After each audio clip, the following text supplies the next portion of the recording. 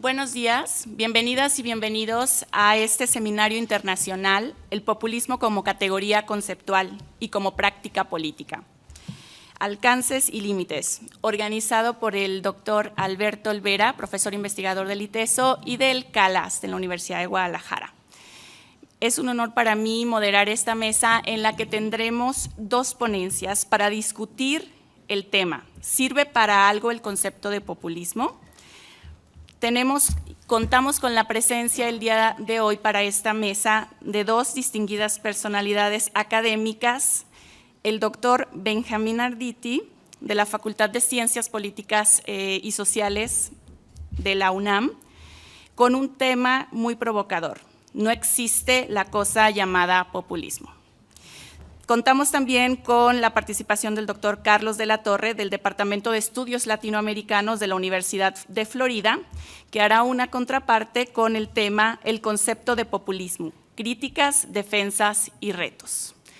Toca como primer momento al doctor Benjamín, al profesor Benjamín, exponer su argumento en un lapso de 20 minutos, en el que yo seré la moderadora y la que le tome el tiempo y le diré basta, Juan Camilo.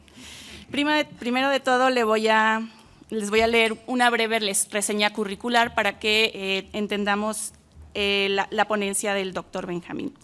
Benjamín Arditi es profesor de Teoría Política en la Facultad de Ciencias Políticas y Sociales de la UNAM. Ha sido profesor en las universidades de Maryland, Essex y Santa Catarina. Su trabajo se centra en las insurgencias en red, poshegemonía, populismo y política postliberal. Es autor de La política en los bordes del liberalismo, diferencia, populismo, revolución, emancipación, publicado por la Edinburgh University Press y Gediza. Ha coeditado el libro Taking on the Political, serie de libros sobre el pensamiento continental de la Edinburgh University Press también. Sus artículos más recientes son Politics, Shamelessness and the People of Resentment y Politics After the Normalization of Shamelessness. Sus proyectos editoriales en curso son 3 libros. El primero de ellos, Existe el populismo, 3 provocaciones y 5,5 propuestas, que es uno de los que es básicamente la propuesta que nos presentará también el día de hoy. Un segundo libro denominado El populismo imaginado, la derecha ante la 4T, y finalmente otro libro, El libro de los otros, la política según Schmitt, Althusser, Laclau y Rancière. Bienvenido al ITESO, es un gusto contar contigo, con tu presencia y con el debate que nos propones.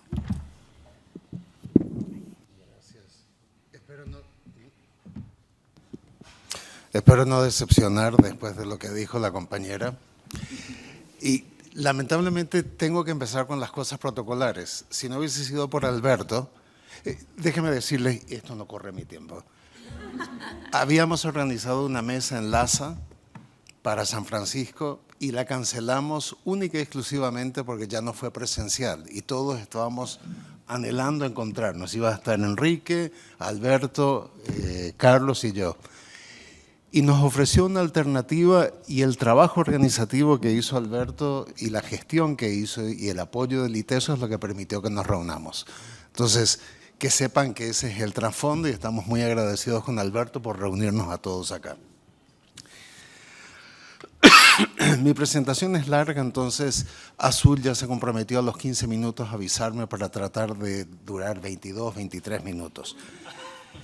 Quiero empezar con una cita que varios de ustedes la deben conocer. Es del filósofo político Isaiah Berlin abriendo una conferencia sobre populismo en la London School of Economics en 1967, donde él advertía a los participantes.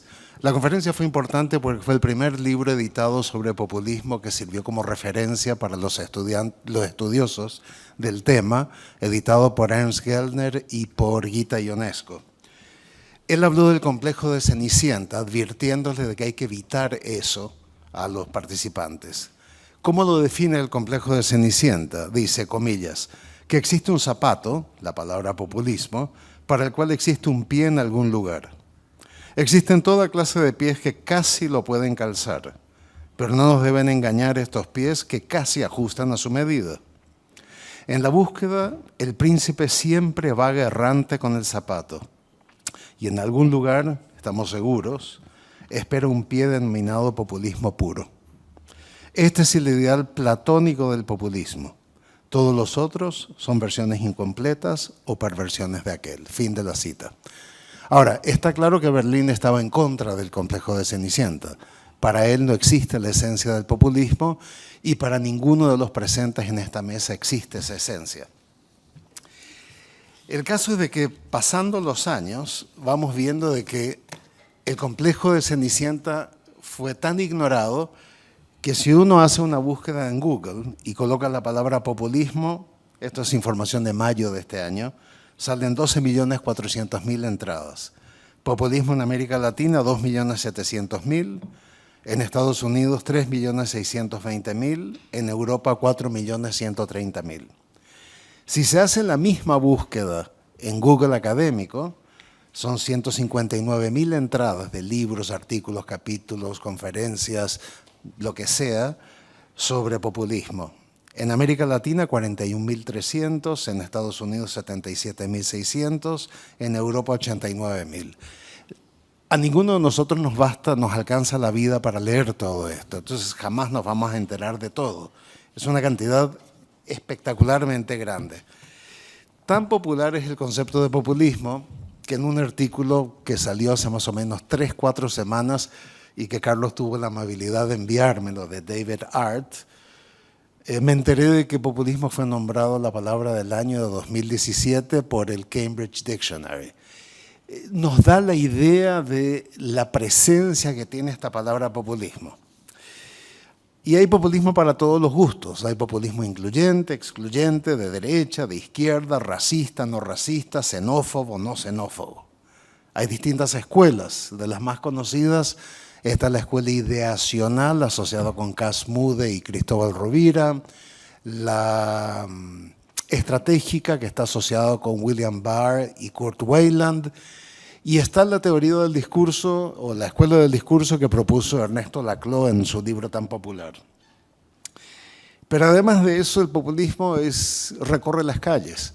Cualquier programa de televisión habla de populismo, la prensa habla de populismo, la gente habla de populismo, las calles están llenas. Incluso un escritor como Mario Vargas Llosa nos ha iluminado y nos enseñó que el populismo puede ser algo divertido, ridículo, absurdo, diciendo de que el presidente de México, al pedirle a España que se disculpe por los daños ocasionados por la conquista y por el robo que se hizo de las riquezas de América para financiar los gustos militares y de lujo de la corona española, dice, comillas, ha demostrado que es un populista. No me diga que es cómico, que no es cómico, absurdo. Lo que me parece muy simpático es, estamos acá en la Compañía de Jesús, una institución de la Compañía de Jesús, entonces me imagino que hay una relación más o menos cordial en relación con el Papa Francisco, que hace un mes pidió perdón a los nativoamericanos por la conquista y el papel que tuvo la Iglesia Católica en la dominación de los pueblos originarios. Con lo cual supongo que Vargas Llosa va a agregar, aparte de AMLO, va a agregar al Papa Francisco en su lista de populistas. El segundo comentario de Vargas Llosa, que es simpático, es que lo acusó a AMLO de populista por haber invitado al presidente Díaz-Canedo de Cuba. Uno no tiene que simpatizar con Cuba o estar en contra de Cuba, simplemente hay que ver lo que dice Vargas Llosa, comillas, que venga a pronunciar un discurso también es una cosa populista, francamente de mal gusto. Entonces tenemos que la sapiencia política de alguien como Mario Vargas Llosa, ex candidato presidencial de Perú, nos indica que el populismo puede ser de mal gusto, cómico y absurdo. Entonces, como ven, el populismo parece que ha colonizado gran parte de nuestro espacio mental. Pero hay dos dudas que tengo. La primera es una que plantea el doctor Carlos de la Torre sentado frente a mí. Dice en un artículo publicado este año, lo traduje yo, así que pude haberme equivocado. Si bien la cacofonía de definiciones del pasado se ha reducido, aún no nos ponemos de acuerdo sobre lo que es el populismo. Piensen, les leí unas citas de la cantidad de publicaciones en Google Académico, y todavía no nos ponemos de acuerdo realmente en qué significa populismo. Seguimos discutiendo si es bueno para la democracia o si es un peligro para la democracia. Seguimos discutiendo si las políticas públicas de gobiernos denominados populistas son buenas o son perjudiciales. Yo soy parte de aquellos que contribuyó a la confusión, habiendo publicado algunos artículos sobre populismo cuando era un poco más joven.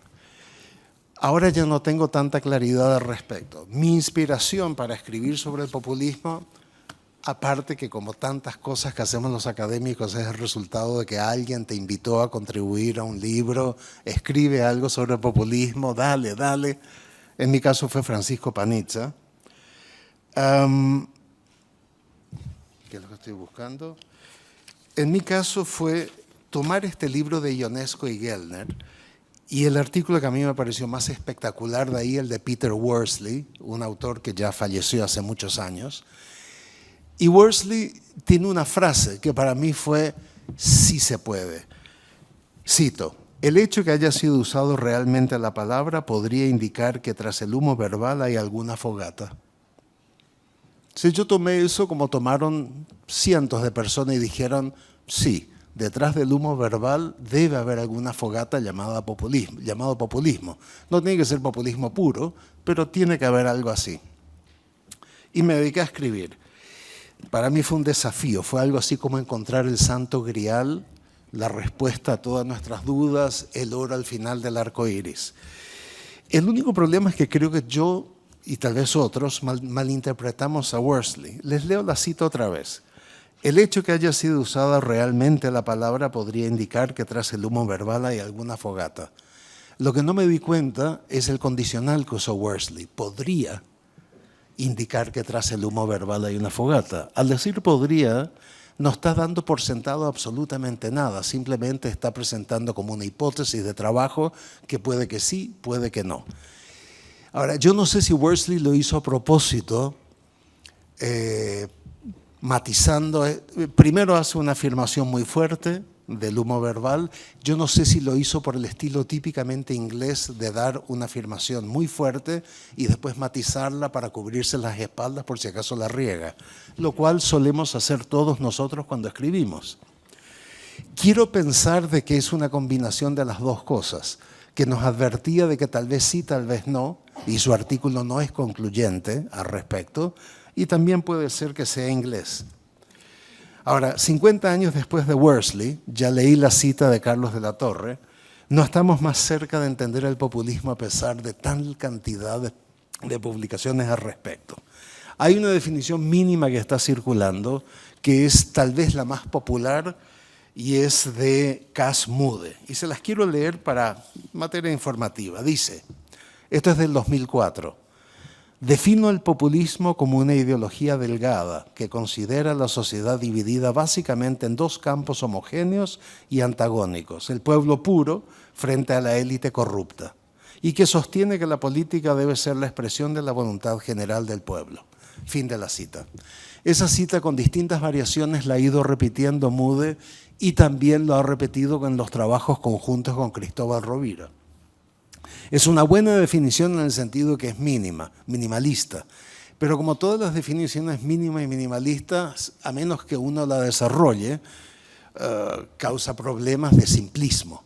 En el caso de Mudde, él la combina con ideologías gruesas. La ideología delgada del populismo, que es esta, la combina con ideologías gruesas. Algunos críticos como De la Torre y Masoleni le han dicho, bueno, ¿y qué pasó con el líder? ¿Por qué no menciona al líder? Y en su defensa, en un pequeño libro, Mudde y Rovira dicen, no colocamos al líder en nuestra definición porque no queríamos que tomara una presencia tan central y que la gente se concentrara tanto en la presencia del líder como gente providencial que se olvidara de otras cosas del populismo. Al igual que a De la Torre y Masoleni, a mí no me convence eso, por supuesto. Me hubiese gustado que coloque el líder. De hecho, la definición que hace Ernesto Laclau de populismo mantiene exactamente las mismas cosas que Mude. Lo único que hace es le resta la voluntad popular y le suma el papel del líder como significante vacío de la unidad.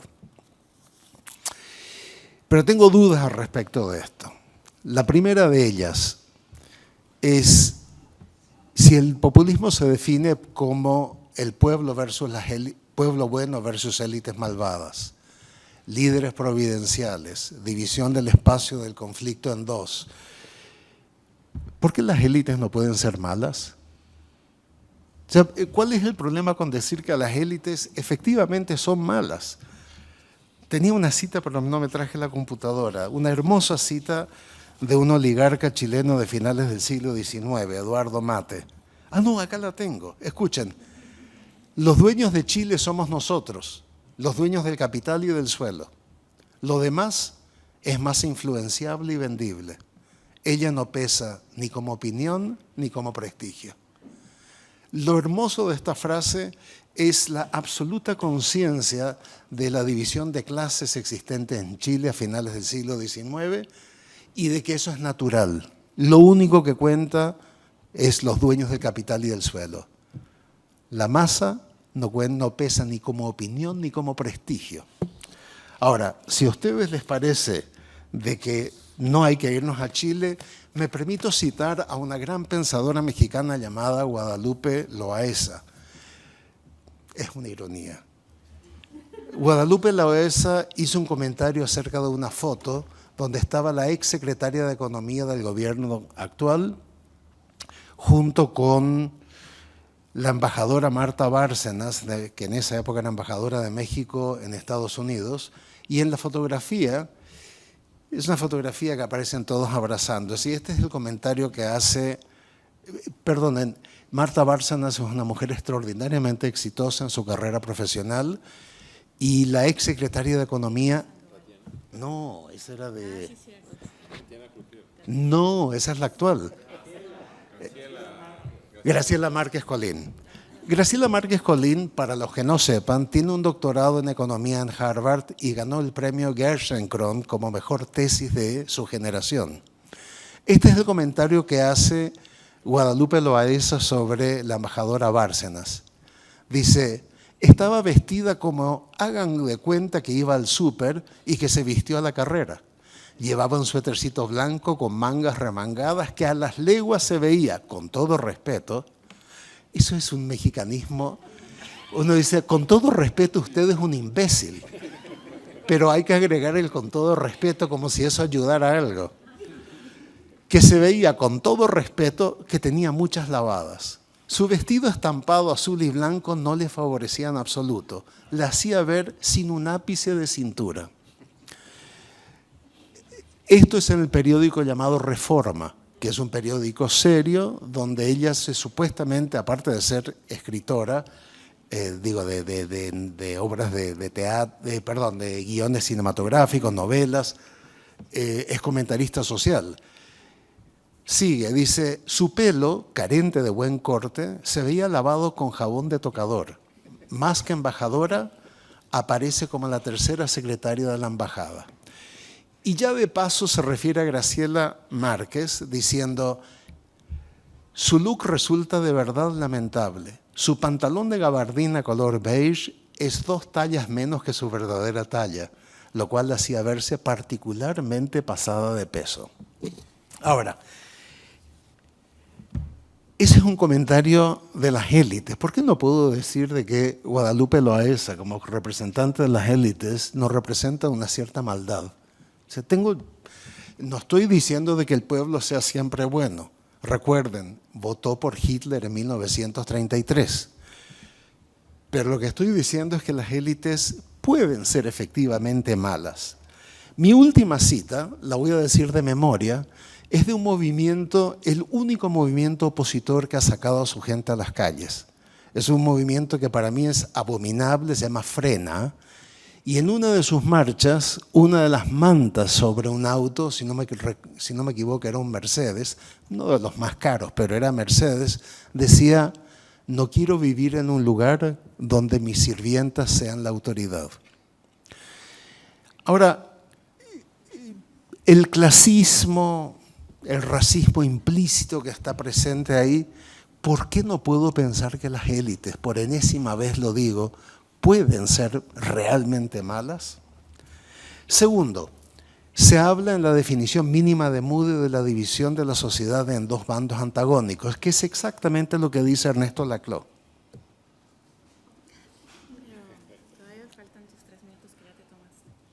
Yo soy disléxico, ¿qué dice eso?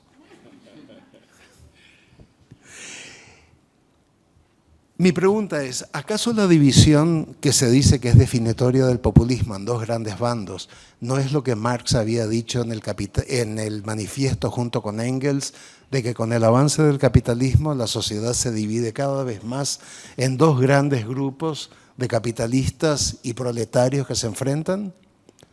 Cuando Marx y Engels decían hay una creciente simplificación de los antagonismos. ¿Acaso esa división de la sociedad en dos no es definitorio de todo tipo de política radical? ¿Qué es lo que hace? ¿Qué es lo que da su especificidad? ¿Qué es lo que le agrega de especificidad para entender aquello que decimos que es el populismo? ¿Acaso en el argumento del manifiesto el proletariado, pueblo bueno, no se enfrentaba con la burguesía, las élites malas? Mi tercera duda sobre esta definición minimalista, ya agregando la parte de Laclau, que es el líder fuerte. Aceptemos, en la historia tenemos a Juan Domingo Perón como líder fuerte, Correa en Ecuador, Chávez, todos los que ustedes ya saben que se asocian con el populismo. Pero, ¿qué hacemos con Lenin? ¿Qué hacemos con Stalin? ¿Qué hacemos con Indira Gandhi? ¿Qué hacemos con todos estos líderes fuertes? Margaret Thatcher. Vamos a decir que Fidel Castro, Mao, Díaz Ordaz, Lenin, ¿todos ellos eran populistas por ser líderes fuertes? Ahora, seguro que ustedes dirán, calma, no es que hay que agarrar cada elemento por separado, sino que hay que tomar la combinación de estos elementos. Pero si yo tomo la combinación de estos elementos en el caso de Mao, hay un pueblo bueno y unas élites malvadas que son la burguesía y la oligarquía terrateniente. Hay un líder que es incuestionable, que es Mao. En fin. Entonces, creo, y este es mi problema, que es tal vez simplista gritar populismo cada vez que escuchamos palabras como élite versus pueblo, división en dos, líderes fuertes, etc. Y ahora quiero preguntarles qué hay de otras características. Se habla del clientelismo como algo propio del populismo. Y ahí reconozco, a pesar de las diferencias que pueda tener con este señor Moody, que él se cuida de decir que el clientelismo no es un rasgo definicional del populismo, porque también encontramos el clientelismo en media docena de otras formas de hacer política. Pero sigue siendo un debate en México. El expresidente Fox denominó las ayudas a los adultos mayores introducidos por Andrés Manuel López Obrador cuando era jefe de gobierno de la Ciudad de México como un acto de populismo. Lo dijo públicamente y hay 20.000 citas al respecto. Después él incorporó ese programa porque se dio cuenta que podía funcionar. Ahora, para mí es una cuestión de justicia social. En un país donde tienes, creo que es 52% que trabaja en la informalidad, que no tiene ningún tipo de posibilidad de pensión. Pero también entiendo que puede haber un cálculo político de decir, vamos a tener a cerca de 12 millones de adultos mayores agradecidos que podrán votar por nosotros tal vez, y tendremos a sus familiares, hijos, hijas, sobrinos, sobrinas, nietos, que tienen que destinar menos del apoyo familiar para sus adultos mayores y eso puede traducirse en votos. Pero la pregunta es, ¿el clientelismo es lo que define el populismo? Y ahí es donde tengo dudas al respecto. Las malas políticas públicas, gasto excesivo, es lo que define el populismo, que lo asociamos con Perón de los años 40 y 50. Tal vez sí, tal vez no, porque conocemos una gran cantidad. Yo no sé si Enrique Peña Nieto fue considerado populista por algunos de los autores, pero sus políticas no eran particularmente iluminadas. Entonces, decir que la calidad de la producción de políticas, pienso, por ejemplo, ¿cómo se llamaba el secretario de Educación? que dijo fue a visitar un colegio y habló de leer. Aurelio Nuño. En vez de leer, dijo leer. Entonces, ¿no podría pensar de que hay ciertas cosas de que son universales? La incompetencia, por ejemplo, la compra de Fertinal, remember Fertinal. Entonces, para ir terminando, lo que propongo es reformular el problema de investigación del populismo. La pregunta de investigación que caracteriza toda investigación sobre el populismo es: ¿qué es el populismo? Y nos largamos a buscar una respuesta. Yo lo que propongo es que cambiemos la pregunta y que la pregunta sea: ¿existe algo llamado populismo? Creo que esto tiene una doble ventaja. Primero, para aquellos que piensan de que el populismo no existe o es irrelevante, ya tenemos una salida.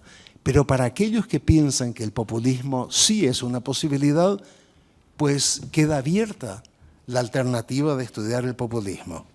En otras palabras, la formulación condicional, existe algo llamado populismo, nos abre una posibilidad que la otra pregunta, ¿qué es el populismo?, nos cierra. Entonces les decía, la compañera Azul leyó lo que es el título de un libro que he terminado. No voy a hablar de todos los puntos, pero quiero mencionar 3 de las cosas, que hay 3 provocaciones y 5 propuestas, 5.5 propuestas metodológicas. La parte metodológica es cómo investigar sobre política, la parte de las provocaciones son provocaciones. La primera de ellas es: pasemos a jubilación el término de populismo. Tal como pasamos a jubilación la idea de que los reyes tenían un mandato divino. Antes lo creíamos, o alguien parece haberlo creído, ahora no creemos que eso sea cierto. Y si ustedes piensan de que soy demasiado aventurado, me apoyo en un señor que tiene una fama que yo jamás puedo soñar tener. Se llama, sí, todavía vive, Alain Touraine, que es uno de los popes de la sociología de la segunda mitad del siglo XX y una de las 3 o 4 personas que reescribió el libreto acerca de cómo estudiar los movimientos sociales. Dice esto en un artículo de 1979. En adelante, la sociedad no es un principio de unidad, es el resultado de conflictos sociales y grandes orientaciones culturales. No es una esencia, sino un acontecimiento. La sociología puede entonces, al fin, eliminar completamente la idea de sociedad. Yo cuando tomé un curso introductorio de sociología, cuando estaba en la licenciatura, me explicaba el profesor, el objeto de la sociología es el estudio de la sociedad. Y acá tenemos un sociólogo bastante más famoso de lo que era mi profesor, diciéndonos: la sociología puede entonces al fin eliminar completamente la idea de sociedad. Entonces no piensen que es tan provocador, a pesar que es provocador, decir ¿por qué no nos olvidamos del populismo? La segunda, nadie le importa esto. También en la Ilustración nos dijeron que la razón es lo más importante.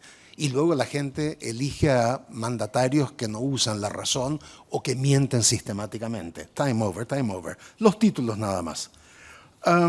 La segunda posibilidad es usar al populismo como insulto, que es como una forma de descalificar a los otros, que sería exactamente la misma manera. Ay, no puede ser que me haya olvidado de esto.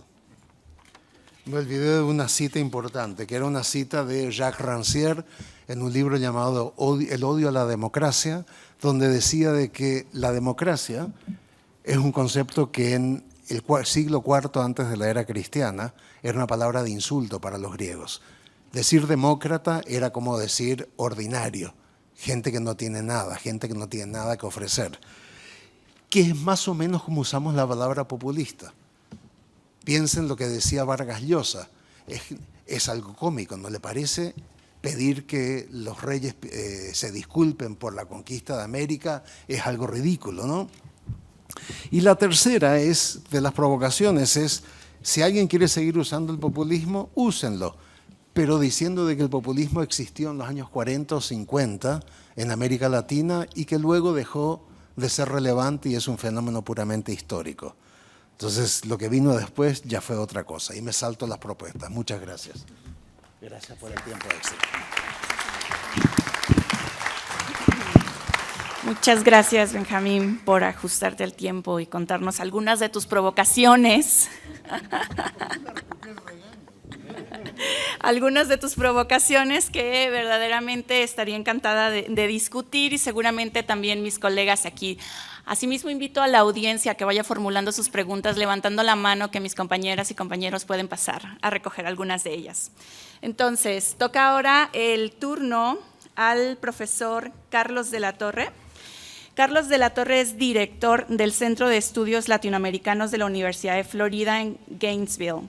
Tiene un PhD en Sociología de la New School for Social Research. Ha sido investigador visitante en diversas instituciones como la Simon Guggenheim Foundation y the Woodward Wilson Center for Scholars. Es autor de Global Populisms con Tep Srira, Populismos, una inmersión rápida, Insurrecciones, Populismo y Elecciones en Ecuador, Populist Seduction in Latin America, y también ha editado el Routledge Handbook of Global Populisms. Entonces tenemos frente a nosotros aquí, nos acompaña un experto en el tema para también un poco hacerle frente a estas provocaciones. Adelante, Carlos. Gracias. Muchas gracias. Quiero empezar agradeciendo a las autoridades de la universidad por la invitación, a Olvera, que desapareció, por haber organizado esta conferencia. Y bueno, voy de una al paper. Muy pocos políticos se autodefinen como populistas. Tal vez los únicos hayan sido los del People's Party en Estados Unidos, por lo cual en Estados Unidos, a diferencia del resto del mundo, el término populismo tiene una valoración positiva. Barack Obama, criticando a Trump, dijo: yo soy el verdadero populista porque yo estoy a favor del pueblo. Trump es una persona de las élites, a lo cual Bannon, el intelectual del trumpismo, para que vean en el estado que está Estados Unidos, que el intelectual del trumpismo es Bannon. Bannon respondió diciendo que ellos eran los verdaderos populistas porque estaban en contra del Estado que estaba interfiriendo en todas las actividades de los seres humanos. Pero en el resto del mundo, a diferencia de Estados Unidos, donde se disputan quién es el verdadero populista, no solo los políticos, sino hay muchos libros revalorando al populismo como algo bueno, algo liberador, algo deseable.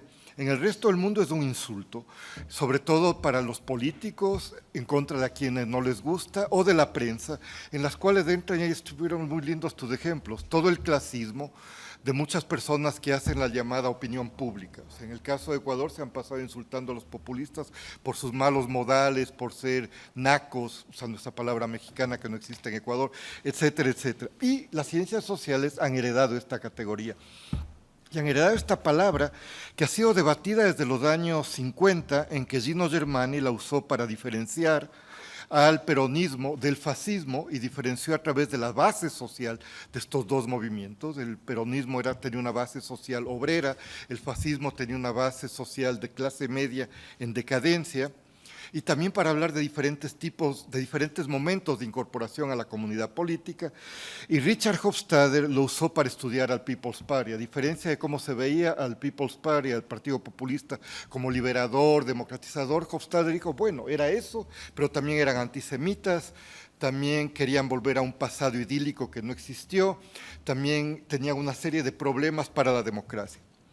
Entonces, desde que yo empiezo a trabajar en este tema, que me ha dado de comer por algunos años, como pueden ver tengo algunas canas, en toda conferencia, y yo empecé mi carrera con una serie de objeciones al concepto de populismo. Por ejemplo, yo soy ecuatoriano.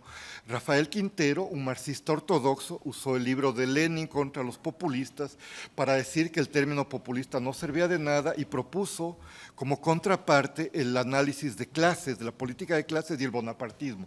El problema es que momentos bonapartistas caracterizan toda la historia del Ecuador. Entonces, de ser algo excepcional se convierte en lo normal.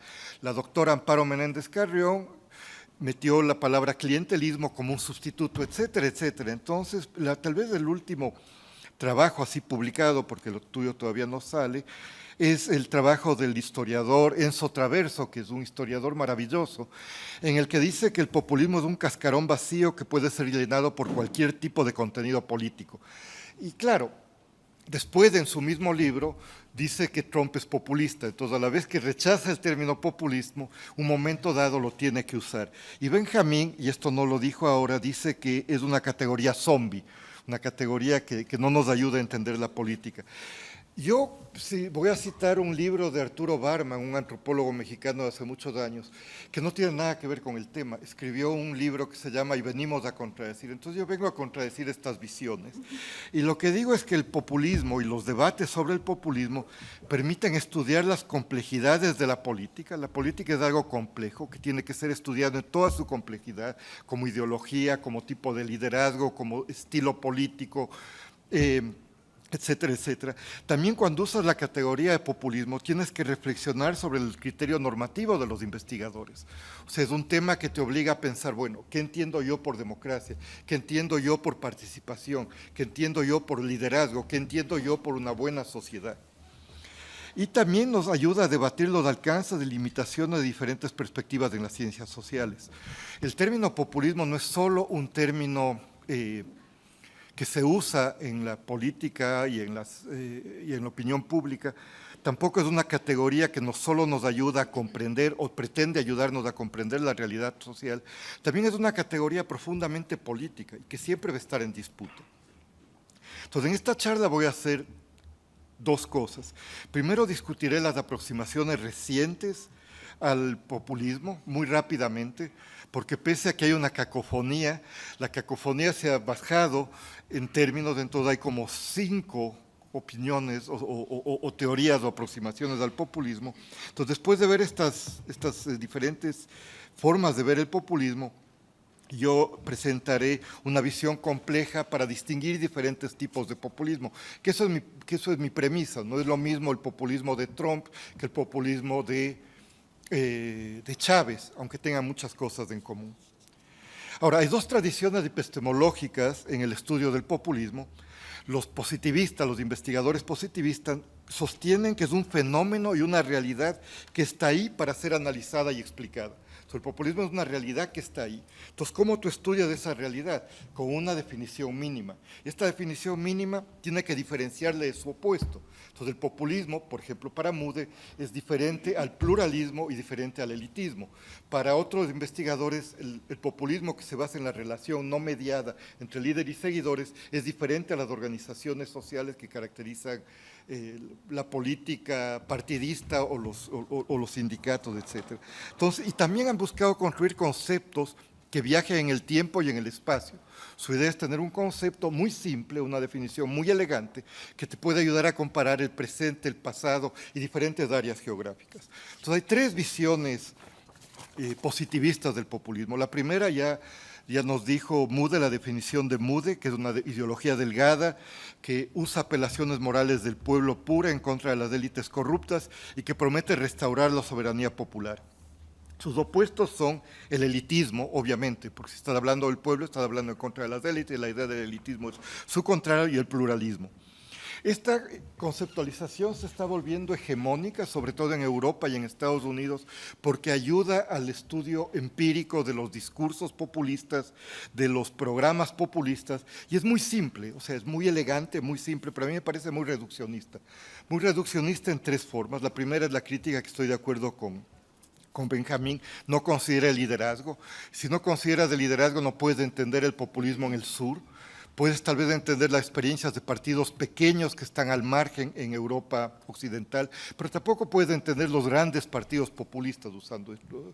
Podemos no se podía entender sin iglesias, ahora bueno, ya no hay iglesias, ya no hay populismo de Podemos, ahora son otra cosa. Pero tampoco puedes entender la Francia insumisa de Mélenchon.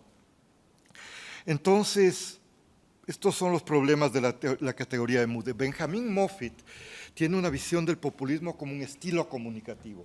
Es un estilo comunicativo que ensalza los malos modales, lo que las élites consideran los malos modales. O sea, Vargas Llosa sería una maravilla ahí. Para él y la periodista o la escritora que tú leíste, o sea, todo lo naco, todo lo que es vulgar, todo lo que nos repele, o sea, por ejemplo, Abdalá Bucaram, un político ecuatoriano que era súper corrupto y era populista, le consideraban el repugnante otro, era lo opuesto a los buenos modales, desde su manera de ser, desde su físico, porque tenía yuros, era un gordo que se le saltaban los chichos mientras bailaba, en fin, es un estilo que, bueno, a las élites les repele, pero al pueblo le gusta. Cuando Hillary le dijo a los seguidores de Trump que son un basket of deplorables, son yo qué sé, un canasto de gente deplorable, la gente, los seguidores de Trump empezaron a usar camisetas que decía soy un deplorable. Y no solo eso, cuando se le criticó a Trump porque dijo que a él, cualquier mujer que le gustaba, él le podía agarrar, ¿no?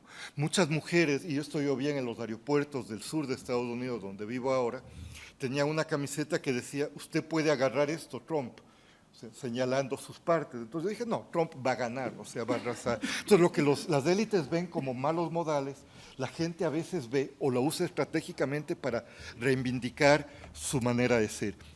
Y la otra visión del populismo es como una estrategia política para llegar al poder en que un líder se vincula con masas desorganizadas. Lo opuesto del populismo es la organización weberiana formal en partidos y en sindicatos. Estas son las tres visiones positivistas. Disculpen, soy profesor universitario, entonces siempre tengo que dar clases. Ahí las críticas a estas visiones positivistas, los críticos del positivismo dicen, bueno, el populismo es una herramienta que ayuda a comprender la realidad social y la teoría ayuda a constituir cómo entendemos la realidad. O sea, no hay algo ahí que es populismo que tenemos que estudiar, que analizar, que explicar. Y rechazan definiciones cortas que lo reducen a 2 o 3 oraciones. Y en lugar de ver al populismo como una oposición binaria, lo ven como una gradación, puede ser más o menos populista en diferentes aspectos, porque claro, hay muy pocos populistas que son populistas radicales o a lo bestia, diría yo, ¿no? O sea, Trump, Chávez, Rafael Correa caen en cualquier definición que quieras usar de populismo, pero hay otros que son más ambiguos, Manuel López Obrador, los Kirchner, son y no son, tienen aspectos y otros que no son. Entonces hay 2 visiones no positivistas. La primera es de Laclau y sus seguidores, y Laclau ve al populismo una lógica política que contrapone al pueblo contra la oligarquía, entendida como enemigos existenciales. Una visión schmittiana, como ha estudiado Perusotti, un trabajo muy interesante, una crítica a Laclau, tiene una visión schmittiana de la política y jamás cita Schmitt, pero es una visión existencial de la política como una lucha existencial entre el pueblo y el otro, el enemigo. Argumenta que el populismo, que la lógica populista articula demandas no resueltas por el sistema en cadenas equivalenciales que pueden llevar a la ruptura populista, y el nombre del líder sintetiza todas las demandas de cambio. Por ejemplo, la palabra Chávez significó el fin del neoliberalismo, el fin de la partidocracia, el fin de entregar los recursos naturales a las corporaciones gringas, etcétera, etcétera, etcétera. Aglutinó toda una serie de demandas por otro tipo y una democracia protagónica. El problema de Laclau es que con Laclau no puedes distinguir normativamente entre populismos de derecha y de izquierda. Y Laclau, siendo una persona de izquierdas y siendo alguien que quiso, que apoyó en sus últimos años a los Kirchner, él tenía que tener una teoría normativa para diferenciar diferentes tipos de populismo, cosa que él no lo hizo, pero su viuda Chantal Mouffe lo hizo de una manera voluntarista, diciendo el populismo de izquierdas es la manera de defendernos de la transformación de la política en administración. Ahora, otra forma no positivista de entender al populismo es construir un tipo ideal, que es lo que yo voy a hacer ahora, y me voy a enfocar en qué hacen los populistas. Benjamín dijo que el problema de qué es el populismo no nos lleva a nada, estoy bastante de acuerdo, pero yo creo que la pregunta es qué hacen los populismos, y para ver qué hacen los populismos, veamos qué hacen los populistas una vez que llegan al poder. El populismo, para ser totalmente... O sea, populismo fuera del poder está criticando una serie de problemas que hay en la democracia, una serie de problemas que hay en las élites. pero el populismo empieza a funcionar como tal una vez que llega al poder. Entonces, ¿cuáles son los aspectos del populismo? Es una lógica que construye la política que puede articularse con diferentes ideologías. Uno, es una lógica política que puede tener diferentes ideologías. Es un liderazgo fuerte y a veces carismático que usa un estilo de comunicación polarizador y es un tipo de organización. Ahora, para diferenciar populismos, la primera diferencia entre populismos de derecha y de izquierda.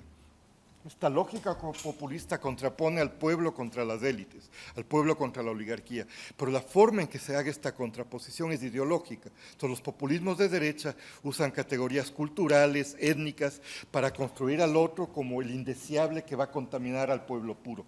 Trump, empezando su campaña electoral, diciendo los mexicanos que son, que son ladrones, violadores, están destrozando al verdadero pueblo americano que es blanco.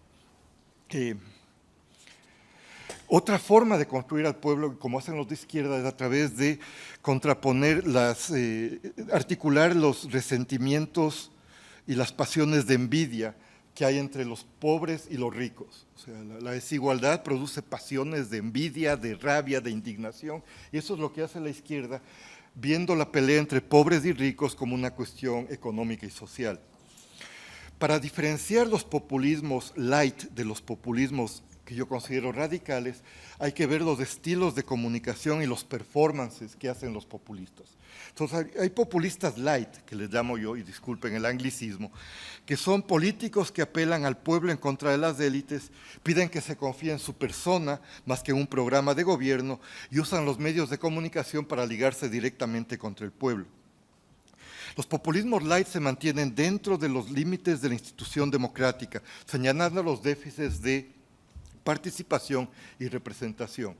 Los Kirchner, yo creo que pese a que trataron de ser radicales, fueron light, pero después hay otros políticos como Chávez, Correa, Trump, que quieren destrozar la institucionalidad existente para que el pueblo pueda liberarse del dominio de las élites. Ahora, que lo puedan hacer o no, depende del contexto en que se den estos populismos, el contexto institucional, el contexto organizacional de la sociedad civil, el contexto del poder que puedan tener o no los medios de comunicación. Pero claro, el populismo se basa en estas confrontaciones muy fuertes entre el líder populista y sus seguidores y sus opositores. Y los opositores han usado todo tipo de mecanismo para librarse del populista, incluso los golpes de Estado en América Latina. O sea, que se digan demócratas puros es lo que ellos dicen de sí mismos, muchas veces no lo son. Y al diferenciar a diferencia de las ideologías y los performances que se centran en el líder, cuando nos enfocamos en las organizaciones tenemos que estudiar cómo se vincula el líder con los seguidores. Las organizaciones populistas pueden ser creadas desde abajo, desde la sociedad civil, como el Tea Party, o pueden ser creadas desde el poder, como las organizaciones bolivarianas que creó Hugo Chávez. Enfocarse en las organizaciones ayuda a distinguir el populismo cuando reta al poder de los populistas en el gobierno de regímenes populistas. Cuando retan al poder, los populistas prometen devolver el poder al pueblo y dependiendo del nivel de confrontación y polarización crearán organizaciones y partidos. Mientras más fuerte sea la polarización, más necesidad tienen de tener organizaciones para movilizar al pueblo para lo que ellos consideran que sería su redención o su mejora. Una vez que ganan elecciones, los populistas de izquierda y derecha han seguido hojas de ruta muy similares. A mí me sorprende mucho que Modi en la India, Orbán, Trump, Chávez, Correa, Morales hayan seguido hojas de ruta muy similares. Y estas son guerra en contra de los medios, intentos de regular y controlar a la sociedad civil o favorecer a las organizaciones que son favorables a los líderes, concentración del poder en el Ejecutivo, atacando la división de poderes y la independencia de los otros poderes del Estado, y sobre todo tomarse la justicia, ataques a la independencia del Poder Judicial. Y dependiendo del contexto institucional, los populismos serán frenados o no por las instituciones, la sociedad civil o las organizaciones. La sociedad civil no existe, pero hay organizaciones de la sociedad civil, movimientos sociales, movimientos vecinales, etcétera, etcétera, y los medios de comunicación. Cuando las instituciones están en crisis, como en Ecuador, como en Venezuela, los populistas cambiaron constituciones, reglas electorales y crearon nuevas instituciones, por lo que Perón, Chávez o Correa crearon lo que yo llamo regímenes populistas. Ahora, cuando se da un régimen populista, mientras las elecciones sean el mecanismo para llegar al poder y salir del poder, se mantienen en la esfera democrática.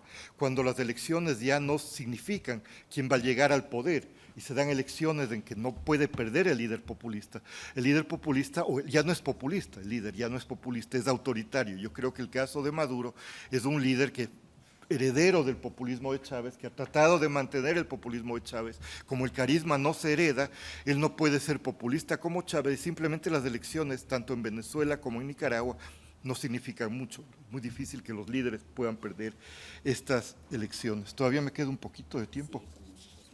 Ok.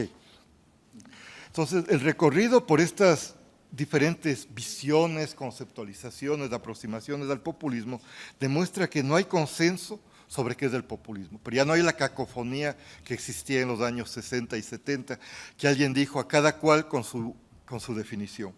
Tampoco estamos de acuerdo si el populismo es democratizador, como para la CLAO, para MUF, para Errejón, para una serie de investigadores latinoamericanos que por ejemplo, los que fueron seguidores de Correa ahora dicen que el nacionalpopulismo es la manera de democratizar la sociedad. En la Argentina hay un sinnúmero de estas personas.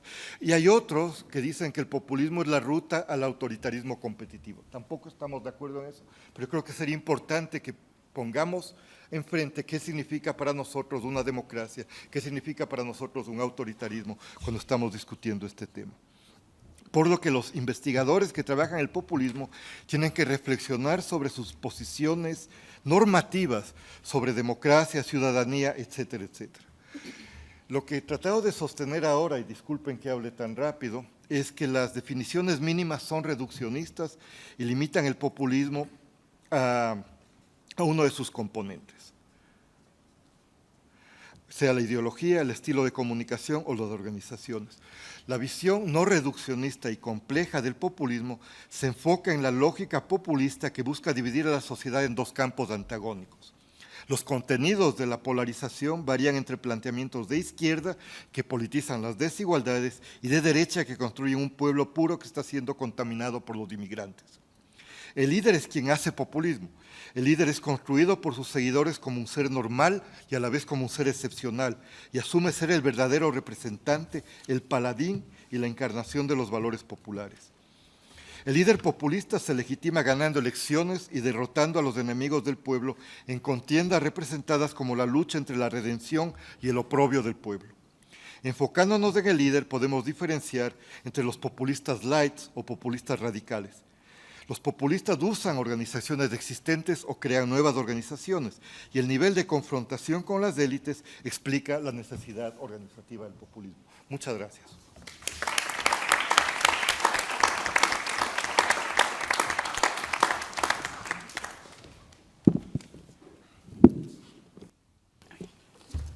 Muchísimas gracias, Carlos, también por ambas estimulantes disertaciones, tanto la de Benjamín como la tuya.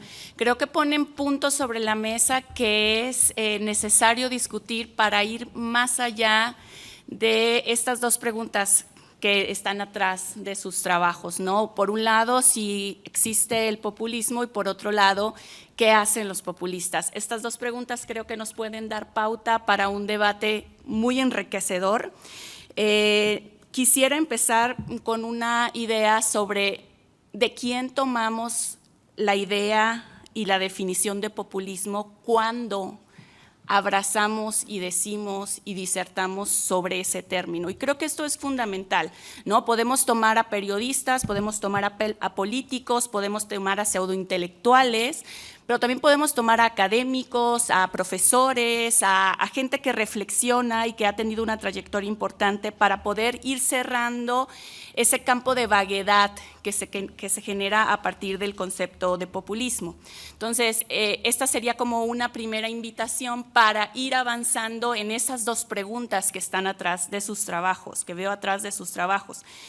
Y otra sería responder no finalmente, pero sí profundizar, reflexionar en torno al problema central del populismo que se plantea aquí, pero que se plantea en la mayoría de los textos académicos que leemos en torno al populismo y que tiene que ver con la relación del populismo con el régimen político. Yo creo que esa es una deuda intelectual que tenemos y que nos puede resolver muchas de las provocaciones que nos ha planteado y que plantea en su trabajo Benjamín, ¿no?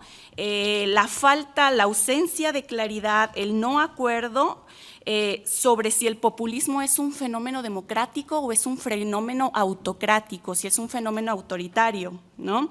Entonces, ahí no hay acuerdo y creo que hay que empezar a también cerrar nuestro campo de estudio, es decir, con las disertaciones que se presentan en esta mesa, pero también otras lecturas, la idea que me queda a mí no es que el populismo pues no es democrático, el populismo no es la ruta al autoritarismo, el populismo es esencialmente autocrático y quiero rescatar ese trabajo que citaste de Gino Germani, este ítalo-argentino, y rescatar sobre todo de dónde surge su trabajo, y su trabajo surge de la necesidad de diferenciar un fenómeno que él observaba, que él vio, era distinto al fascismo, ¿no?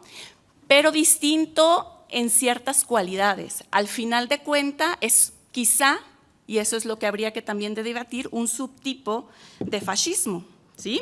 El populista es para seguir, por ejemplo, es para seguir con la idea de Levinsky y Ziblatt, un falso demócrata. ¿Sí? Es un falso demócrata y por tanto quizá muy probablemente un autócrata, porque se caracteriza el populista y el populismo por ser antiinstitucional, antiplural, como dijera Miude, no quiere a las instituciones, tampoco quiere límites a su poder. Y eso, al final de cuentas, es la definición de un autócrata, de un autoritario. ¿Sí? Entonces, pongo esta provocación sobre la mesa también porque me interesa conocer esa relación de manera más fina. El populismo, tú en uno de tus trabajos decías, el populismo es una política, pero no es una política, tú decías que es una política democrática. Yo no considero que sea una política democrática y hay que diferenciar que el populismo utilice las bases de la democracia para enarbolar su discurso, apelar a la justicia social en algunos casos, ¿no? Cuando son populismos de izquierda. Pero creo que sí es necesario que empecemos a diferenciar la cualidad democrática del populismo solo porque surge, nace, se reproduce en regímenes democráticos, ¿no? Quiero también responder o reaccionar un poco a las provocaciones que nos pone Benjamín sobre si existe el populismo. Yo ahí estoy de acuerdo. El problema con el populismo es un problema metodológico, ¿sí? Ese problema existe. Yo creo que estoy completamente de acuerdo hasta ahí, pero creo que eso es diferente a la pregunta o provocación si el populismo como práctica política existe. El problema metodológico, que Sartori lo llamaría estiramiento conceptual, ¿no? Es que el concepto de populismo se ha usado para referirse a dos casos o más que son completamente diferentes. ¿Sí? El populista, por ejemplo, diciendo que es popular Obama porque él está cerca del pueblo, y el populista que tiene todas estas características que ustedes citaban, un líder carismático, que es antiélite, pero que se convierte quizá en una al final de cuentas, ¿no? Con la evolución del proceso, la presencia de en este discurso del pueblo, el ser anti-establishment, el ser anti-institucional y sobre todo esta lógica schmittiana de amigo-enemigo, ¿sí? Esas son como características que quizá nos ayuden a repensar y reformular el concepto de populismo. Entonces conviene también, creo, recuperar las discusiones para identificar atributos específicos del populismo. Es algo así como lo que está planteando Carlos, de ver y observar, ¿sí? Esto nos va a ayudar a evitar el estiramiento conceptual, pero sobre todo ver en qué condiciones existe el populismo en el mundo empírico. La definición conceptual, y aquí voy a tomar una de las frases que tienes en tu texto, es una guerra que en mi opinión sí puede ser ganada, ¿no? La definición conceptual, a partir de la reflexión, la observación empírica, ¿sí? ¿Qué atributos asignamos al concepto de populismo? ¿Con qué evidencia empírica lo analizamos? ¿Con quién o con cosa lo comparamos? ¿Qué tipo de populismo se pueden identificar? Porque a pesar de tener un núcleo de atributos compartidos, pueden ser de clases y tipos diferentes. Y eso también hay que considerarlo, ¿sí?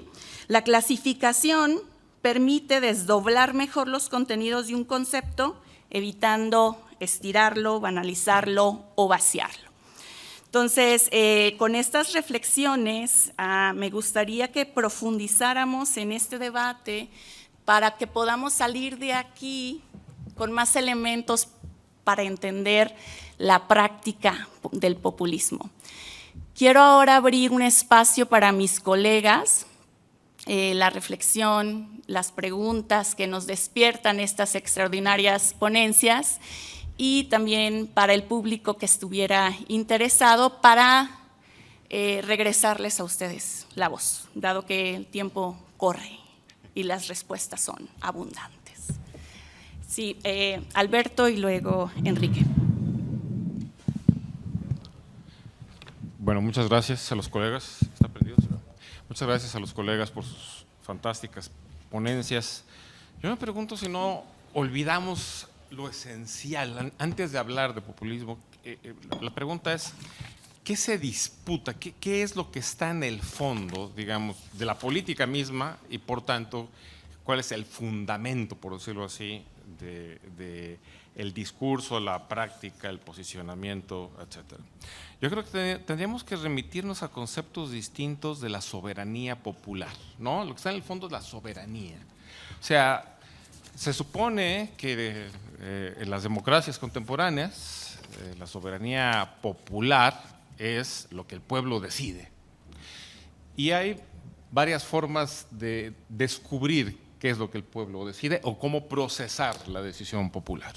Entonces, la democracia es una forma que se supone civilizada, ordenada, sistemática, a través de una serie de mediaciones, sea desde el campo de la sociedad civil, sea desde el campo de los partidos políticos, y por tanto la soberanía se constituye constantemente y se reproduce a través de un sistema electoral. Entonces, digamos que no hay una encarnación ni una institucionalización de esa soberanía, sino que de alguna manera esta está más o menos en vilo.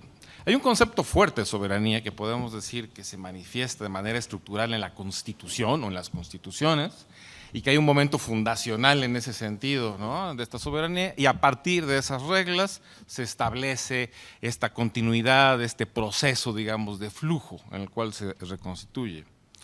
Pero hay una crítica radical a esta concepción cuando se dice que la democracia, que es en todo caso el tiempo en que nos encontramos hoy a nivel global, deja de procesar adecuadamente esa voluntad popular porque pues, se ha convertido el sistema de partidos en un cártel, como es la denuncia de Maír y de otros, se ha convertido en un sistema oligárquico, se ha cerrado, y no solo eso, sino desde el punto de vista sociológico, el tipo de capitalismo que tenemos ha profundizado las desigualdades y ha empoderado las oligarquías económicas, haciendo que los políticos sean una especie de marionetas, digamos, de los intereses del poder. Entonces, ¿qué alternativa tenemos para construir la soberanía?, ¿no? Y entonces ahí viene una opción fuerte. La soberanía popular debe ser retomada por el pueblo, pero si no es a través de las mediaciones democráticas, pues hay una mediación, la schmittiana, ¿no?, clásica, es la unión entre el líder y el pueblo, un líder que debe encarnar a esa masa desposeída de poder y de representación y convertirse, por tanto, en la voz de ese pueblo desposeído. Y aquí sí que tenemos variaciones, podemos decir que hay gradaciones de la radicalidad de este concepto, ¿no? La versión más radical sería el fascismo, digamos, ¿no? Líder y todo lo demás no importa, ya no hay procesos, no hay democracia, hay una encarnación en el líder y ese representa al pueblo, claramente versión schmittiana, radicalizada, fascismo. Pero lo que distingue en todo caso a otro concepto de este tipo, que es lo que llamamos populismo, sería que esta versión del líder encarnado representando a las masas es bastante más suave y se produce en todo caso dentro de la democracia. Aquí, y por cierto hay aquí un autor que acá los jóvenes deberían de leer, cuando era buena gente, el señor Arditi hizo un libro muy bonito en español, que se llamaba La política en los bordes del liberalismo. Y es muy interesante porque en ese libro, tiene 20 años, ¿o cuántos años tiene? Arditi nos explica que muchas de estas políticas radicales, entre comillas, se establecen respetando, por decirlo así, el orden liberal, están en los bordes, en los límites, pero no rompen finalmente con él. Entonces, estas versiones fuertes, digamos, en donde el líder sí reclama representar la soberanía popular, no obstante de ese reclamo fuertísimo, respetan la democracia y sienten que los procesos democráticos deben validar continuamente este reclamo de representar al pueblo, ¿no? Y por tanto tenemos que, no es fascismo, es otra cosa, pero esta otra cosa, yo sí diría, le podemos llamar populismo si lo convenimos así, en el sentido de que sí, el líder es importantísimo, yo creo que le daría una centralidad, porque el líder reclama esa representación popular, la reclama expresamente, ¿no? Es decir, nosotros somos quienes representamos al pueblo. Nos eligieron, tenemos legitimidad democrática, pero además tenemos una legitimidad sustantiva. Y es ahí donde yo diferenciaría entre el populismo como movimiento y el populismo como gobierno, que tú aludiste ya, Carlos, porque como movimiento es una crítica democrática y busca ganar elecciones, una crítica democrática justa y correcta a la oligarquización, a la desigualdad y a la injusticia, ¿no? Totalmente. Como gobierno, el problema que se presenta al populismo es que se encuentra con un orden constituido, el constitucionalismo, vamos a decirlo así, la contraparte de la soberanía popular, que es el constitucionalismo, que es la estructuración, la fijación en la ley, en el tiempo de ese orden que se ha constituido democráticamente, pues aparece como una camisa de fuerza, ¿no? Porque si el líder tiene que tomar las decisiones trascendentales que modifiquen ese orden, pues resulta que las instituciones, las leyes estorban. Y es aquí donde viene la parte tendencialmente autoritaria de este ejercicio de poder. Entonces, yo creo que y aquí también podemos encontrar variaciones, muchísimas, desde aquellos que les toca gobernar muy poco tiempo y que no destruyeron las instituciones, de preferencia no quieren destruir las instituciones, quieren ratificar electoralmente. Pero llega el momento en que ya no se puede. Y cuando ya no se puede, pasamos directamente a un autoritarismo franco, ¿no? Que se puede convertir en dictadura, como en Nicaragua hoy día, o en Venezuela, aunque esté más disfrazada, digamos. Pero últimamente es una dictadura. O como Trump, que quería dar un golpe de Estado, ¿no? Últimamente. Entonces, yo creo que el problema de fondo, entonces, lo que sí nos permitiría diferenciar los tipos de política sería esta idea de la soberanía. ¿Cómo se concibe la soberanía? Ahora, el problema es que el populismo contemporáneo no se sale del marco del liberalismo, recurriendo a esta figura de Benjamín, pero sí agrega un concepto sustantivo de que se puede reclamar esa soberanía en la encarnación en un líder que últimamente salta los límites impuestos por ese orden y reclama una representación sustantiva. Y ahí sí ya la evolución puede variar respecto de los casos. Pero yo agregaría entonces esta dimensión como un elemento conceptual fundamental.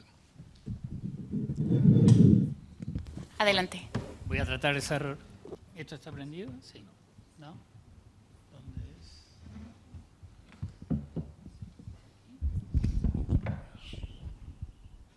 ¿Se escucha? Si no, a ver. Sí. A ver si está prendido. Porque se grabe. No, bueno, voy a tratar de ser breve porque veo que hay muchas preguntas, ¿no? Bueno, yo soy de los que creo que existe el populismo. Benjamín nos dice, no existe el populismo contemporáneo, existió, ¿no? Porque terminaste diciendo, existió en los 40 y los 50, pero no existe el populismo contemporáneo. Entonces, eso que existió, ¿qué características tiene y por qué no hay una versión contemporánea. Yo creo que hay precisamente una versión contemporánea. El populismo clásico, que al que vos te referías a los 40, fue un patrón, digamos, de democratización de ciertas sociedades, de regímenes, digamos, autoritarios o semidemocráticos a esto que decimos regímenes populistas, pero que implicó... Y lo que tenemos ahora en los regímenes populistas contemporáneos es un fenómeno que se da ya en sociedades democratizadas y por lo tanto en otro contexto. Y creo que esto que decía Azul, de que lo que tenemos que empezar a ver es clasificar distintas formas y distintos momentos, distintos tipos de populismo. Entonces, Benjamín nos dice, bueno, no existe ahora, pero existió, entonces, ¿cómo definirías eso que existió y por qué ahora no hay una forma contemporánea de populismo? Adelante, Jaime. Gracias. Bueno, pues un gusto estar aquí. Me parece que uno de los éxitos que ya se puede contar para este seminario es que se pasa de la descalificación barata a la cuestión del procesamiento intelectual, ¿no? O sea, el populismo se ha convertido en un arma arrojadiza que sirve así, pero como para deshacer al contrincante, ¿no? Y ahora lo estamos haciendo desde la complejidad que se propuso, desde las presentaciones que se hicieron. Y me parece que esto nos abre a, fundamentalmente, desde mi perspectiva, la cuestión de la teoría crítica. Es decir, ¿cómo le hacemos para integrar todas estas complejidades del contexto al que se refirió Alberto, del debate democrático, de la cuestión del régimen? Y lo que yo me cuestionaría es que, más que una pregunta así como ontologista, de si existe o no existe, ¿por qué no nos dedicamos a ver lo que hay y en qué términos se está dando? Y avanzamos sobre un poco error, apreciación respecto a las manifestaciones ya muy concretas, ¿no?, que ha tomado esto que algunos llaman populismo y que nos lleva, creo yo, a una primera distinción que se refiere a la más fundamental, que me parece es el sentido transformador, las agendas que están llevando a esas diferencias en las que pues hay marcadamente, yo diría que no es nada más el populismo en una región o en un líder, sino en los contenidos con respecto a la nación, con respecto a la inclusión, con respecto al patriarcado, con respecto a la agenda racista, etc. Y en ese plano me parece que hay que ubicar también el contexto de la historia, los actores y las relaciones de poder. ¿Hacia dónde está llevando todo esto? No solamente,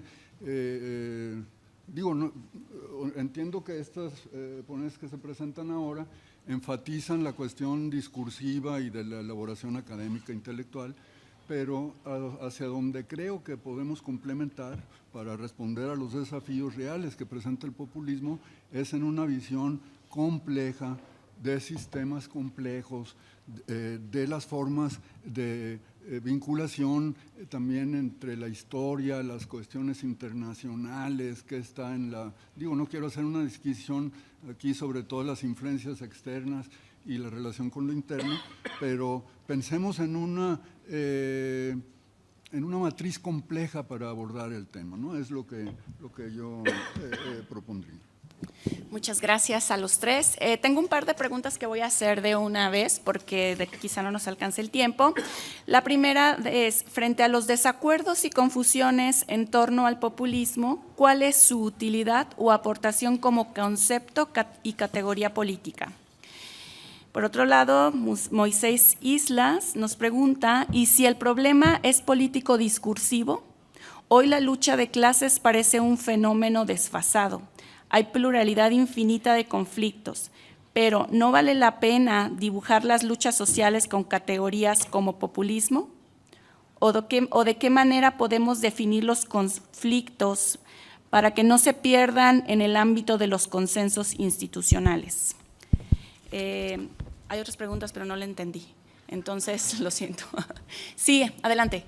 Gracias. Igual yo primero agradezco a Alberto y a los colegas del SOG por la invitación, y también, más que comentario, tengo preguntas para Carlos y para el doctor Arditi, y que tienen que ver que quizás con la mesa en la que me va a tocar participar mañana, ¿no? Pero que es si parte de la estrategia o de los liderazgos populistas es el discurso de polarización. ¿Cuáles son los efectos de ese discurso hoy en día? ¿Cómo se amplifican, cómo se amplifica la polarización fuera de las vías institucionales o tradicionales, ¿no? Ya, ¿cuáles son las formas amplificadoras contemporáneas de la polarización? ¿Cómo es que la polarización genera o no sentido de pertenencia? ¿Cómo se invisibiliza aparte del pueblo cuidando al pueblo, ¿no? Me quedé pensando como mucho en esto de ¿es acaso como cuando en una invasión estadounidense se destruyen los derechos humanos para defender los derechos humanos? En los contextos de violaciones graves a los derechos humanos hacia distintas minorías, ¿qué implicaciones tiene definir al pueblo? Esas son como preguntas que quedan ahí. Muchas gracias. Regreso ahora a la voz en el orden en que participamos. ¿Quieres o como ustedes decidan? Yo creo que el doctor de la Torre tiene muchas cosas importantes. Me parece perfecto. Bueno, si me regala del piso primero, cualquier regalo, yo feliz. A ver, empiezo con las... Voy a tratar de integrar las observaciones que se han hecho y las preguntas que se han hecho. Yo creo que hay que empezar distinguiendo al populismo del fascismo. O sea, si uno ve la historia de los debates del populismo en América Latina, arranca con Gino Germani. Gino Germani, a lo que era joven, estaba en Italia, era un activista antifascista, la mamá le cogió de las orejas y le llevó a la Argentina. Llegó a la Argentina y fue de los fundadores de la sociología argentina, le agarró el peronismo. Entonces, la izquierda argentina decía Perón es un fascista, y con bastante razón, porque mucha parte del peronismo tenía este origen en el fascismo, en esta idea clerical de derechas que tenían en la Argentina en esa época. Pero Germani tuvo la sensibilidad e inteligencia de ver algo diferente ahí. O sea, bueno, es un tipo de autoritarismo, pero es un tipo de autoritarismo sui generis. Y como buen sociólogo de esa época, dijo, las diferencias tienen que ver con las posiciones de clase de los seguidores y con el momento de incorporación política, que también lo estaba retomando Enrique. Entonces, yo creo que lo principal, o sea, hay que empezar distinguiendo fascismo y populismo. Laclau tiene un texto que es enredado, pero es interesante en su libro de Teoría y Política, en las... Política y Teoría... Sí, eso. el primero. Sí. Y después de eso, ahora Finkelstein, el historiador Finkelstein de la New School, está trabajando sobre las diferencias y las cosas en común entre fascismo y populismo, y todo algo que hay mucho en América Latina. Yo creo que las diferencias son las elecciones. Perusotti tiene un texto muy importante y él señala que lo que constituye al populismo en tal es la idea de que la voluntad popular se expresa en elecciones, volviendo a lo que tú decías, ¿no? Elecciones, la idea de guerra y de violencia. El fascismo no se entiende sin grupos paramilitares que consideran que el otro no es solo... O sea, los populistas te insultan, te pegan, te meten preso, rara vez te matan. O sea, los fascistas tenían grupos paramilitares y veían la guerra y veían el participar en estos grupos como una manera en la cual la verdadera hombría se iba generando. Y no extraña que muchos de los que participaban en esto eran exmilitares, estudiantes universitarios, o sea, los seguidores de los grupos de ataque fascistas eran en muchos casos de gente educada y de clase alta. Y la otra idea es la diferencia entre encarnación y semi-encarnación que estaba diciendo Alberto. En el fascismo el líder es el pueblo mismo y en los actos de masa es donde se valora, se nota que todos los alemanes le adoramos a Hitler y participamos, levantamos la mano, marchamos, Hitler llega en un avión, yo qué sé. En el populismo es una forma de soberanía semi-encarnada, en la medida en que el líder se somete a elecciones y puede perder las elecciones. Claro, que si eres un buen populista y quieres ser reelecto, harás todo lo posible para no perder las elecciones. Es lo que hicieron Chávez, Correa, pero hay un momento en el cual hay una elección y pierdes. Y si quieres dar un gol, y si no aceptas la pérdida, te pueden echar del poder a través de un golpe de Estado, como Evo Morales, etc. Entonces, la diferencia es entre semi-encarnado o no. La segunda cuestión tiene que ver con la distinción, o sea, cuando yo empecé a trabajar sobre la idea de populismo, yo reaccioné mucho a la gente que lo veía como algo irracional, algo que no incorpora, algo o sea, cuando yo empecé a estudiar el populismo, lo estudié a través de Velasco Ibarra, que fue 5 veces presidente de Ecuador. Pero en esa época salió este líder, Abdalá Bucaram, su apodo era el Loco, él se llamaba el Loco. Y el Loco Bucaram era visto como el fin de la democracia. Entonces yo dije, bueno, si toda esta gente se divierte en los performances del Loco, si esta gente quiere votar por el Loco, debe haber algo. Entonces empecé a ir y lo que vi es que había unos rituales en los cuales el Loco se reía de los valores de la clase media y alta. Entonces las señoras de clase bien aparecían como las señoras que hacen el manicure, el pedicure, el chuchicure. Los señores de la élite eran amariconaditos porque comían bocaditos y el Loco hacía todo un performance de eso. Entonces dije, bueno, en el populismo hay algo de reivindicación de los valores que las élites atacan. Entonces, en un momento yo usaba la palabra democratización, y tal vez fueron democratizadores los populismos de los años 40, que lucharon por que las elecciones sean libres y expandir el número de sufragantes en diferentes países. Pero más que democratizador, yo creo que los populismos son incluyentes, excepto los populismos de derecha de Estados Unidos o el de Bolsonaro, son incluyentes, buscan incluir gente que está fuera de la política a través de la reivindicación cultural de sus valores, de su participación, etcétera, etcétera. Y bueno, la otra cosa tiene que ver con lo que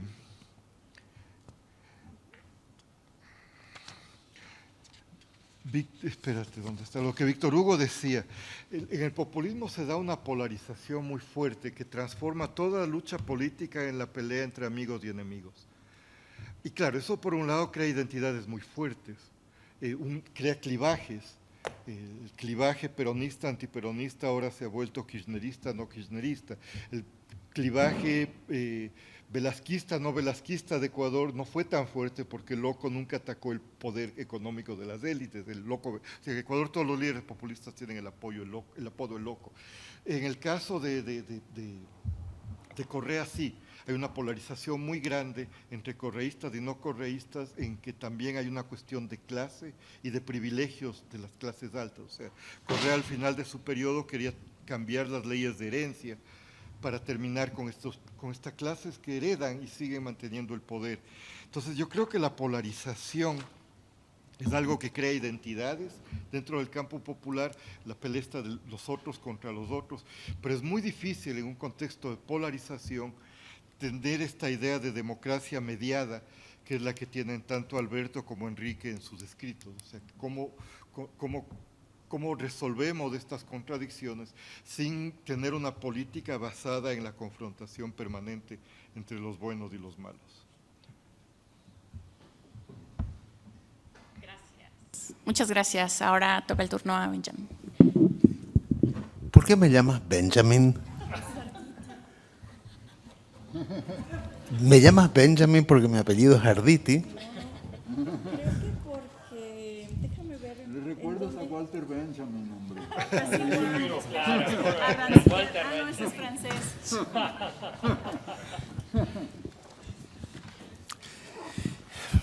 No sé cómo responder a todo, pero quiero empezar con un comentario.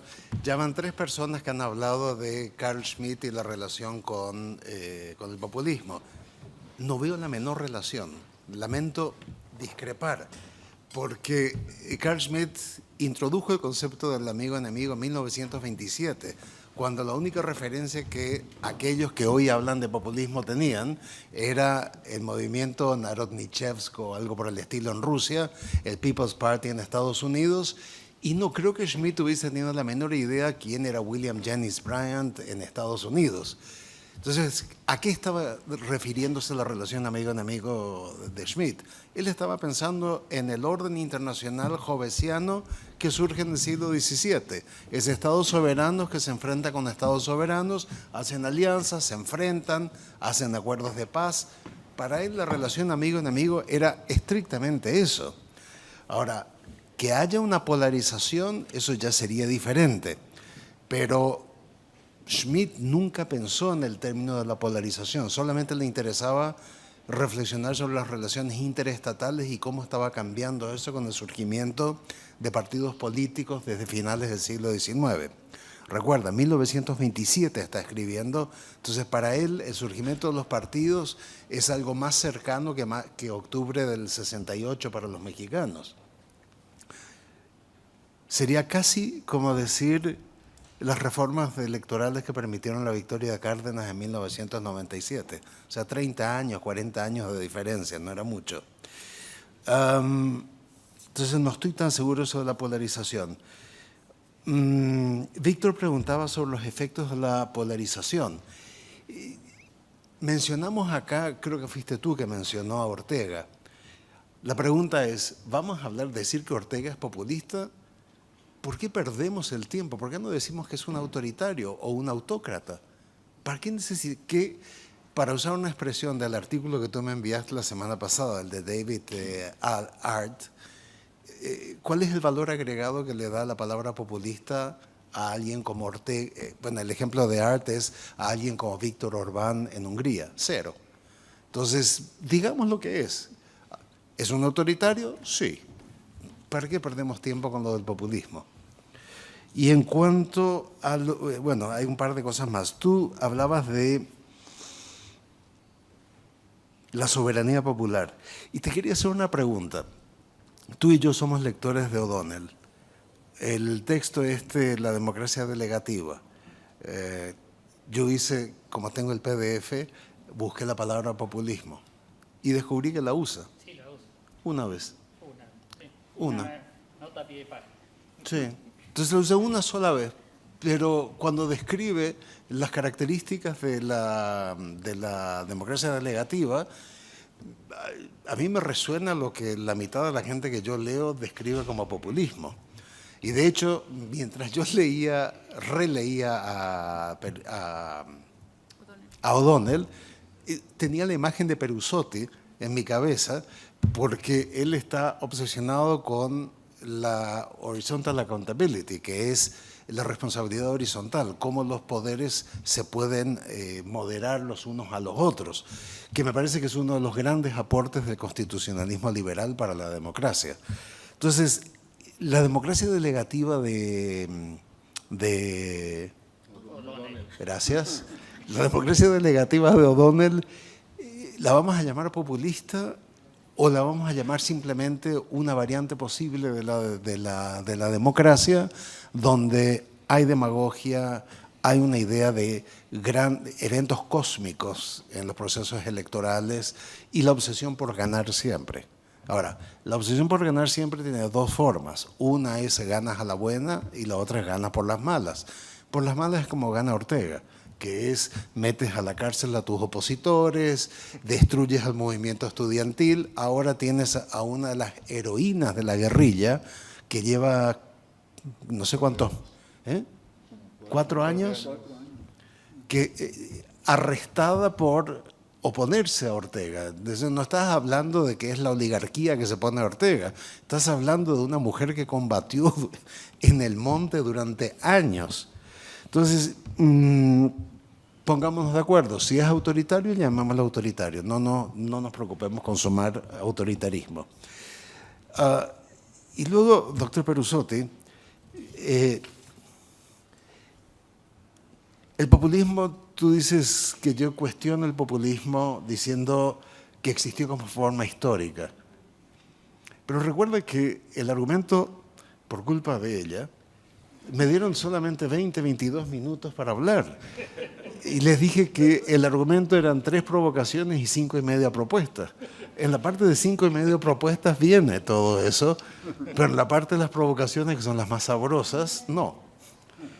Y lo que decías tú, ¿por qué dices, Azul, que el populismo es antiplural, antiinstitucional? No, eso lo dice Mude.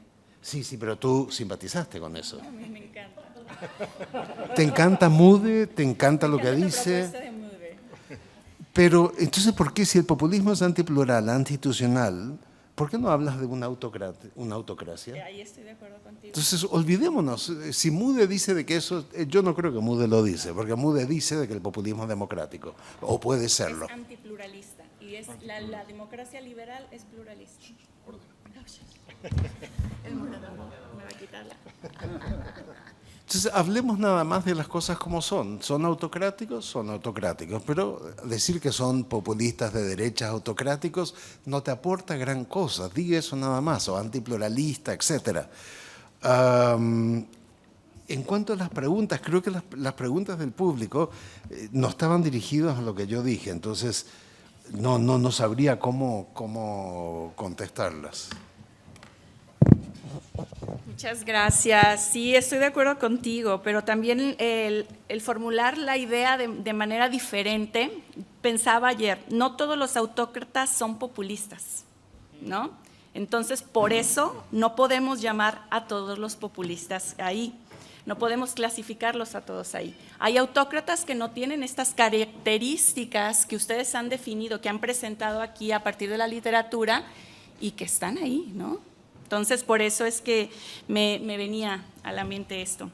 Les agradecemos mucho su asistencia el día de hoy, las extraordinarias ponencias, provocaciones,